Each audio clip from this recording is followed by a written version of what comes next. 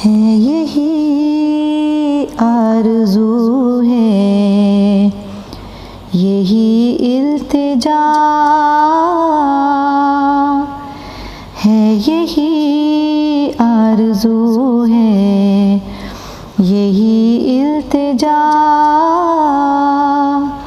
مصطفیٰ مصطفیٰ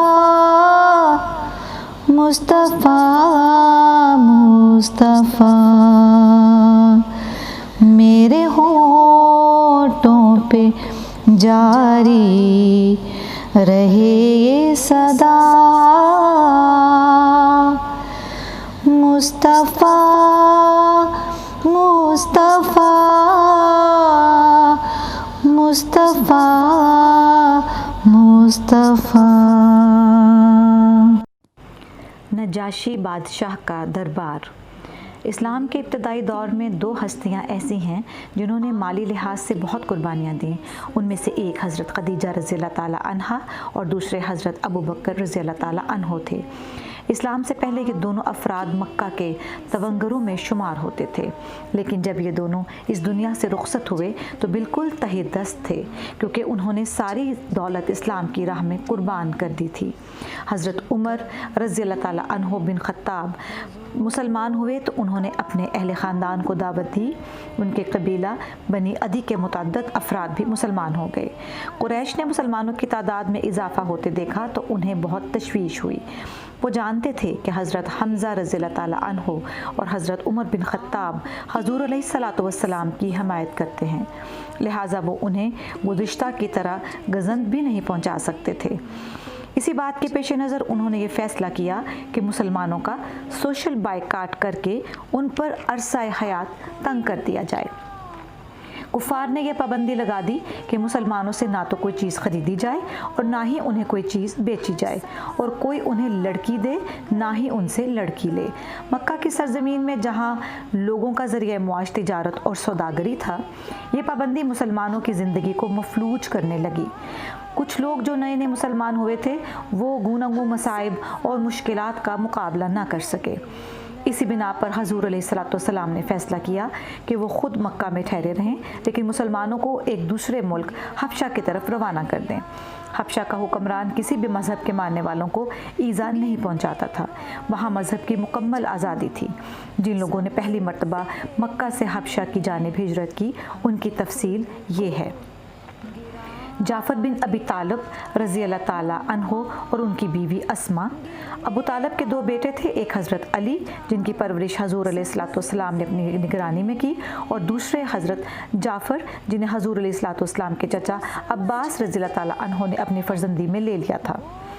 عثمان بن عفان حضور علیہ الصلاۃ والسلام کے داماد اور حضرت رقیہ رضی اللہ تعالیٰ عنہا کے شوہر تھے۔ حضرت رقیہ حضور علیہ الصلاۃ والسلام کی صاحبزادی تھیں۔ جب ابو لہب کے بیٹے نے انہیں طلاق دی تو وہ حضرت عثمان رضی اللہ تعالیٰ عنہ کے نکاح میں آ گئیں۔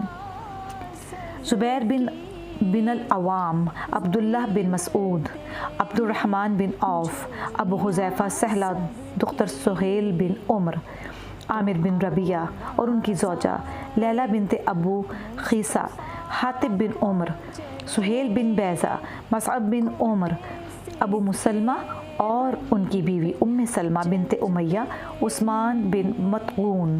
یہ لوگ چھوٹے چھوٹے گروہوں کی صورت میں مکہ سے نکل کر سمندر کے کنارے پہنچے اور کشتی پر سوار ہو کر حبشہ کی طرف روانہ ہو گئے۔ یہ مسلمانوں کا پہلا دستہ تھا جو حبشہ کی طرف روانہ ہوا۔ جب مسلمان حبشہ کے دارالخلافہ پہنچے تو حضرت جعفر رضی اللہ تعالیٰ عنہ کی زوجہ حضرت اسما رضی اللہ تعالیٰ عنہا نے اپنی آمد کے پہلے ہی دن ایک لڑکے کو جنم دیا۔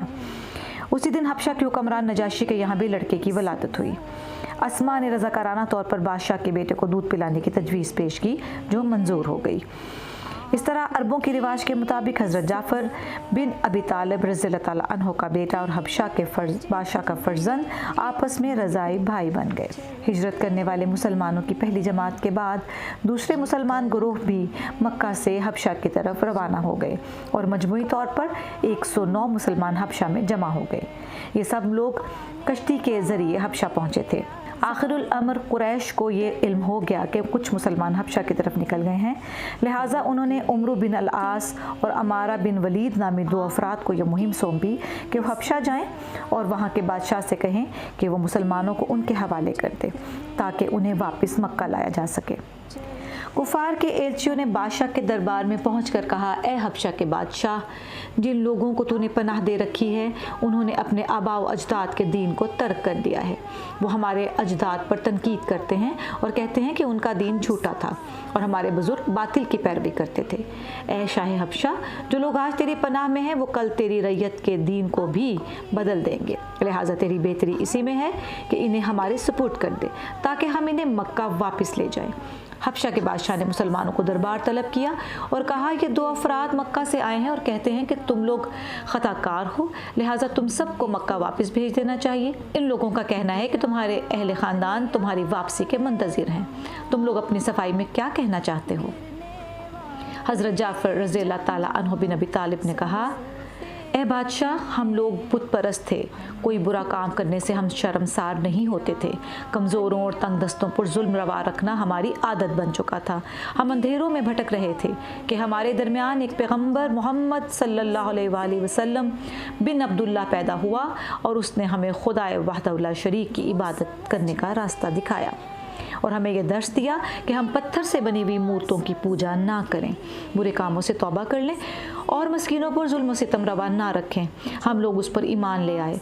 ए बादशाह, ये लोग पत्थर और लकड़ी की बनी हुई मूर्तों को खुदा कहते हैं और उनकी पूजा करते हैं, मुआशरे के नातमा लोगों पर सितम ढाते हैं।